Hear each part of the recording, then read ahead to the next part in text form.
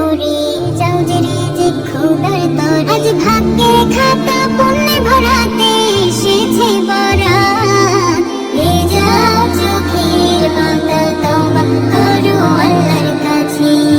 ভেজাও চোখের পাতা তওবা করো আল্লাহর কাছে।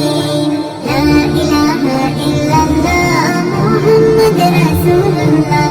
লা ইলাহা ইল্লাল্লাহ মুহাম্মদ রাসূলুল্লাহ।